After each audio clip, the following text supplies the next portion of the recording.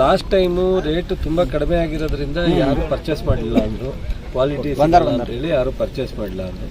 ಈ ಸಲ ಸೊ ಆ ರೇಟ್ಗೆ ಮಾಡೋದು ಬೇಡ ಅಂತೇಳಿ ಟೆಂಡರ್ ಕರೆಸಿದ್ರು. ಟೆಂಡ್ರೂ ಅದೇ ರೇಟ್ಗೆ ಹತ್ತತ್ರ ಬಂದಿದೆ. ಕೇಂದ್ರ ಸರ್ಕಾರ ಏನು ಫಿಕ್ಸ್ ಮಾಡಿದೆ ಅದೇ ಪ್ರಕಾರ ಟೆಂಡರ್ ಮಾಡಿದ್ದೀವಿ. ಇದು ಟೆಂಡರ್ ಮಾಡ್ದಲ್ಲೇ ನಿಗದಿ ಮಾಡಿಲ್ಲ. ಆಯ್ತು, ಒಂದು 2 ವರ್ಷ ಕಡಿಮೆ ಮಾಡಿಕೊಡ್ತೀನಿ ಇವೆಲ್ಲ ಹೇಳಿದ್ರೆ.